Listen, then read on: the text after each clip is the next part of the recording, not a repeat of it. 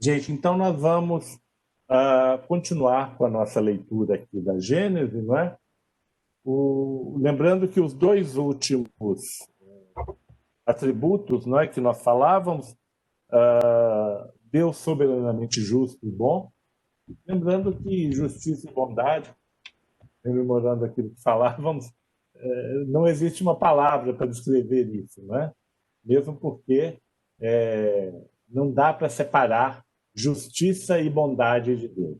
As coisas caminham necessariamente juntas. Ele é justo porque ele é infinitamente justo, porque ele é infinitamente bom, e ele é infinitamente bom porque ele é infinitamente justo. Né? Tira-se de toda a questão da justiça de Deus, como nós vimos agora na última frase que a Marisa leu do céu e do inferno, qualquer resquício de vingança, qualquer resquício de punição, quaisquer resquícios de privilégios para quem quer que seja. Tudo é justiça e tudo é bondade. Ou seja, a oportunidade de, como eu estava dizendo, enfrentar os nossos monstrinhos interiores é aquilo que a bondade de Deus nos oferece e também a necessidade de nós enfrentarmos essas nossas imperfeições é a justiça dele atuando. Então, quando nós vemos esse aspecto de bondade e justiça, dando condição e, ao mesmo tempo, pedindo, né, que cada um de nós enfrente as suas imperfeições, imperfeições que nós mesmos criamos, vale sempre a pena nós lembrarmos disso, aí se configura essa questão de infinita justiça e bondade. Não é? Pois bem, o item 15, nós vamos falar da perfeição. Que é o resultado de todas essas nossas questões. Né? Deus é infinitamente perfeito. É impossível conceber Deus sem o infinito das perfeições, sem o que não seria Deus, pois poderíamos conceber um ser possuindo o que lhe faltasse. E se vocês olharem, todas as coisas aqui remetem àquele sentido maior da nossa imaginação. Né? Nós, como seres espirituais, né, nós somos dotados de razão, sentimento e imaginação. A primeira coisa que Kardec nos alerta, né, quando falamos de Deus, é que Deus ainda está distante da nossa compreensão, no sentido de que nós entendermos a sua essência, né, a essência íntima de Deus. Então, todo esse exercício que nós fazemos aqui é um exercício de imaginação. Ele diz o seguinte: olha, a nossa razão compreende que Deus é infinitamente perfeito. Se nós pudermos imaginar um outro ser que seja mais perfeito que Deus, então a nossa razão toma posse da situação e fala: esse que eu imaginei aqui é Deus. Então nós vemos essas características do ser espiritual que nós somos, né, agindo em conjunto aí para tentar entender o que é Deus, e quando nós percebemos essa grandiosidade, a razão nos mostra a grandiosidade de Deus, a imaginação vai até onde a nossa razão permite, isso nos alcança o nível de sentimento. E a gente sente a gente se sente extasiado, maravilhado por essa compreensão do que seja Deus. Então, esses três aspectos, que são os três aspectos do espírito, razão, sentimento e imaginação, não é? Entendendo-se o sentimento como uma questão moral, não é? Fazem com que a nossa compreensão de Deus se aproxime o quanto nos é possível, dadas as nossas limitações evolutivas. Portanto, nós poderíamos conceber um Deus que possuísse aquilo que lhe faltasse. Para que nenhum ser possa ultrapassá-lo, é preciso que ele seja infinito em tudo. Então, basta nós chegarmos nesse aspecto. Nada é mais, é mais do que Deus em qualquer um desses aspectos. Em justiça e em bondade, em misericórdia, em inteligência, em sabedoria, em onipotência. Tudo isso, até onde a nossa imaginação nos permitir e a nossa razão conceber, não existe nenhum ser superior a Deus. É aí que a gente pode chegar. E essa questão que também nós temos que buscar cada vez mais expandir esse conhecimento. Porque quando a gente fala que Deus se vinga das pessoas, quando a gente fala que Deus pune as pessoas, nós estamos tirando dele a capacidade de ser infinitamente bom. Então, essa imagem de Deus punindo, ou essa imagem de Deus exigindo adoração em troca de benefício, ou essa ideia de Deus alterando as suas leis, que são perfeitas, para poder beneficiar esse ou aquele, está fazendo com que nós rebaixemos o nosso conceito de Deus. E a gente tem que revelar isso para o maior número de criaturas possível. Esta é a verdadeira, né? Aquilo que nós temos que resgatar do ensino espírita mesmo, esses conceitos. Os atributos de Deus, sendo infinitos, não são passíveis nem de ampliação, nem de diminuição. Eles não são passíveis de serem alterados. Os atributos de Deus, eles são infinitos na sua concepção, ou deixariam de ser infinitos, e Deus não seria perfeito. Se dele se tirasse uma mínima parcela de um só de seus atributos, não seria Deus, já que poderia existir um ser mais perfeito. Olha só, se tirasse apenas uma parcela, pronto, a nossa imaginação já entra agindo e fala, se eu tirei uma parcela daquilo, eu posso imaginar, eu posso conceber um que possua essa parcela. Então esse passa a ser Deus. Olha que sensação gostosa essa. Ao mesmo tempo, é uma sensação de, né, da infinidade, da infiniteza, vamos dizer assim, de Deus. Mas é uma sensação tão gostosa de entender, de confiar, de ter a calma para saber que tudo que nós necessitamos, nós temos. Tudo que nós necessitamos para fazer de nós mesmos seres espiritualmente evoluídos. Isso Deus nos garante. Agora, né, como foi dito aí, não vem nenhum espírito resolver as situações para a gente. Quando se fala que Jesus, né, cria-nos o caminho, não é que ele, como foi dito aí, asfaltou a estrada para a gente. Ele nos deu os conselhos, ele nos deu os entendimentos daquela época das leis de Deus, e agora a doutrina espírita vem revelar que essas leis são plenamente condizentes com a nossa razão. E por mais que a nossa imaginação se lance a buscar novos entendimentos, se lance a buscar novas conquistas, nós vamos conseguir chegar lá. Esse é o caminho trilhado, mas é um caminho que não está pronto. E nós temos todas as condições de construir. Deus é único. A unidade de Deus é consequência do infinito absoluto de sua perfeição. Um outro Deus não poderia existir sem a condição de ser igualmente infinito em todas as coisas.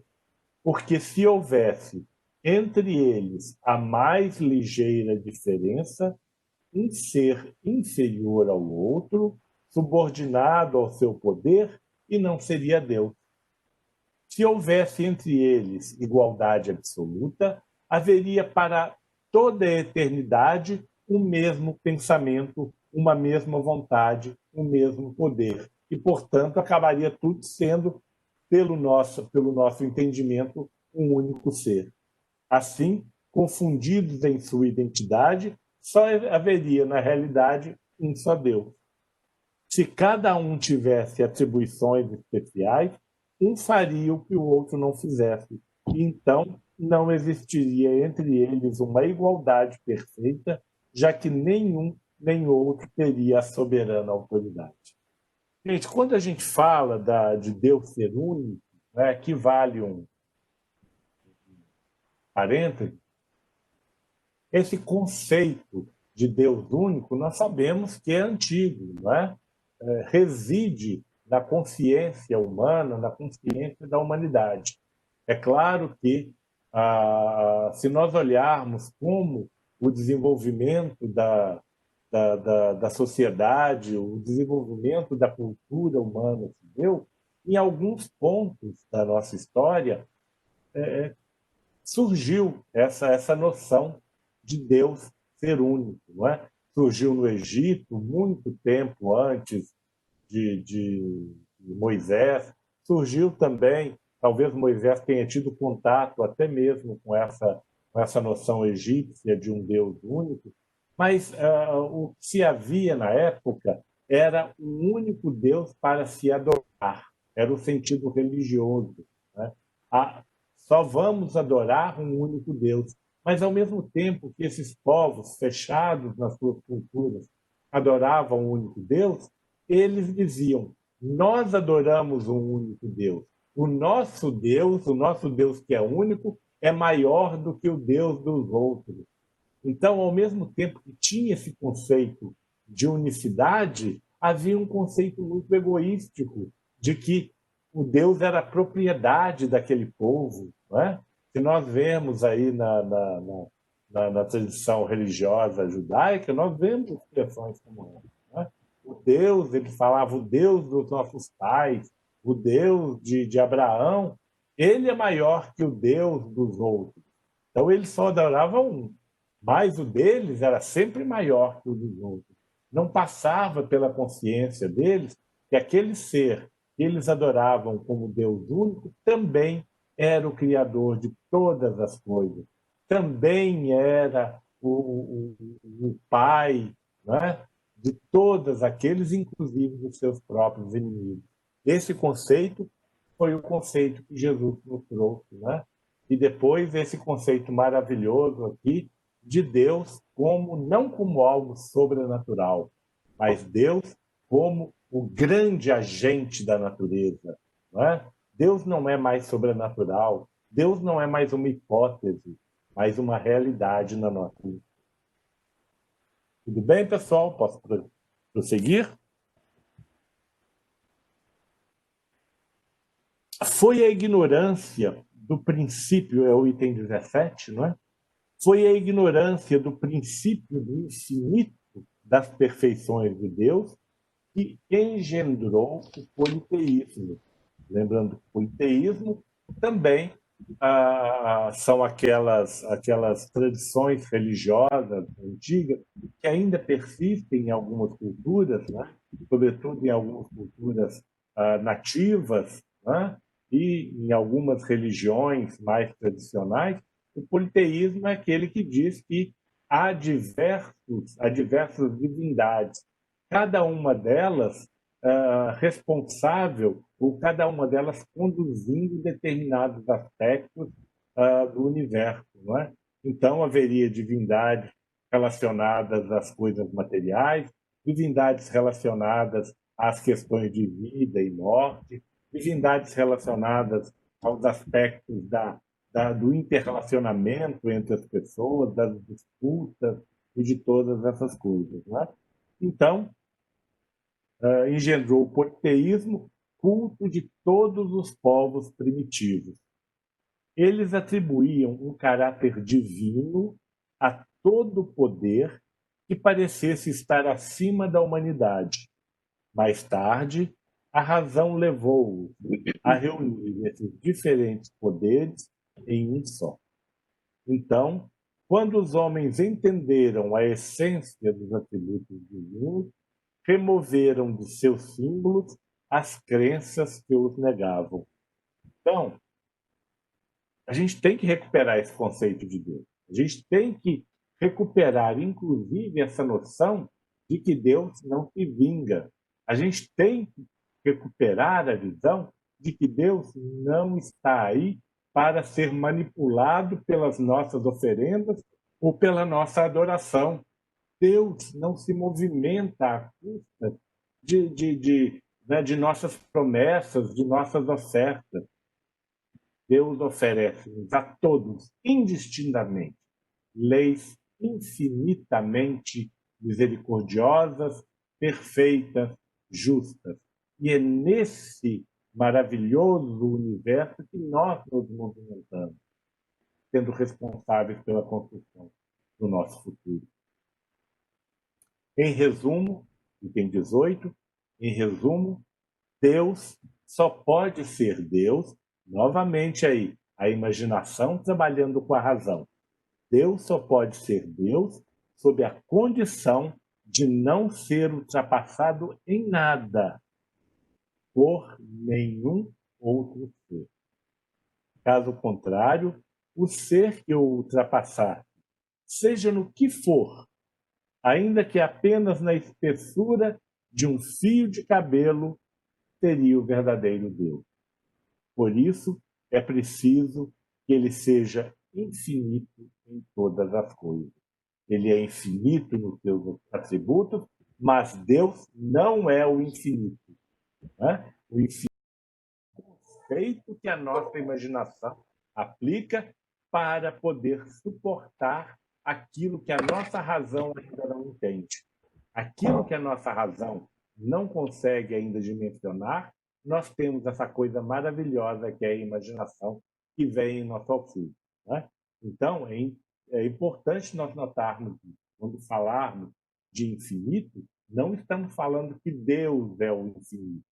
Lembre-se, nós não temos condição de entender ainda a sua essência. Nós falamos que ele é infinito nos seus atributos. Bem? É assim que, comprovada a existência de Deus pelas suas obras, chega-se, pela simples dedução lógica, a determinar os atributos que o caracterizam. 19. Deus é, pois, a suprema e soberana inteligência. É único, eterno, imutável, imaterial, todo-poderoso, soberanamente justo e bom, infinito em todas as suas perfeições, e não poderia ser diferente disso. Essa é a base sobre a qual repousa o edifício universal. É o farol de onde os raios de luz se estendem sobre o universo inteiro, e que só pode guiar o homem na busca da verdade. Isso daqui é muito bonito. Quando nós pensamos em Deus como o farol para a nossa busca da verdade, para a nossa busca do conhecimento, para a nossa busca do progresso, para a nossa busca da integração, da solidariedade, não é? Então, nós saímos daquele conceito de um Deus que dizem que é todo bom, mas que permite, não é? Tanto sofrimento, tanta dor, apenas entendendo o caráter, e aí sim a questão da reencarnação, a questão de sermos donos do nosso destino, vem à luz. Não é? Vem esse farol que ilumina tudo isso. Pois se nós não entendermos a questão reencarnatória, a questão da liberdade plena para a escolha das provas, para a escolha das dificuldades que vamos enfrentar, e mais do que isso, a necessidade de sermos solidários com todas as criaturas, nós nunca vamos entender a grandiosidade de Deus. E é por isso que muitas pessoas negam Deus, porque não oferecem essa visão maravilhosa de Deus aliada aos recursos das suas leis infinitamente justas e misericordiosas. Seguindo essa luz, jamais se extraviará. E se tantas vezes se equivocou, é por não seguir o rumo que lhe for indicado. Esse é também o critério infalível de todas as doutrinas filosóficas e religiosas. O homem tem, para avaliá-las, uma medida rigorosamente exata dos atributos de Deus. E pode afirmar a si mesmo, com certeza, que toda teoria, todo princípio, todo dogma, toda crença, toda prática que estiver em contradição com um só de seus atributos, que busque não somente anulá-lo, mas simplesmente enfraquecê-lo, não pode estar com a verdade. Qualquer ideia que não respeite essa noção de Deus, ela por si só é falsa. É esse sentido que a gente tem que trazer e mostrar para as pessoas. É esta, talvez, a maior caridade que se pode fazer. É fazer com que as pessoas compreendam. É fazer com que as pessoas compreendam o que é o nosso Criador, o que é o destino da criatura na Terra, o que é o destino de cada um de nós e a responsabilidade de cada um de nós de construirmos o nosso futuro com o bem, no dever das coisas bem resolvidas, bem solucionadas, e, ao mesmo tempo, no processo de solidariedade. Em filosofia, psicologia, moral, né? E aí são as ciências filosóficas, tem a nota aqui, 46, que nós vamos ler, né? Logo depois desse item aqui. Em filosofia, psicologia, moral e em religião, só é verdadeiro o que não se separa nem por um milímetro das qualidades essenciais da divindade. Por isso que nós vemos, sobretudo nos filósofos da antiguidade, que não estavam ligados ainda a essas questões do materialismo tão claro, essa busca de entender a divindade para poder entender a própria essência do homem. As coisas são indissolúveis. Para nós nos entendermos verdadeiramente como criaturas, como seres humanos, nós temos também que buscar entender os atributos de Deus na sua infinitude. A religião perfeita será aquela que nenhum artigo de fé esteja em oposição com essas qualidades, e da qual todos os dogmas poderiam suportar a prova desse controle sem que nada os afete. Ou seja, fé verdadeira é aquela que pode enfrentar a razão face a face em todas as épocas da humanidade, traduzindo em palavras que nós estamos mais habituados a conhecer. E aqui, para encerrarmos, a nota do editor, não é? Quando se fala filosofia, psicologia e moral, a nota é a seguinte: aqui se faz referência às ciências filosóficas. Por isso que nós inserimos o espiritismo no campo das ciências, porque é uma ciência filosófica, porque lida com esses aspectos. Lida com o aspecto da filosofia, da psicologia e da moral. Não o sentido de psicologia moderno, mas da psicologia da alma. A questão moral é aquela nossa responsabilidade que trata com o dever daquilo que é correto e daquilo que é realizado pelo conhecimento de que aquilo é correto, sem esperança de recompensa, nem temor de punição. Pois bem, aqui se faz referência às ciências filosóficas próprias da filosofia oficial do espiritualismo racional. Psicologia experimental, moral teórica e prática, fundamentadas no conceito de dever, leis morais presentes na consciência, e ato moral determinado pela liberdade de escolha. Era isso que se estudava, gente, no século XIX.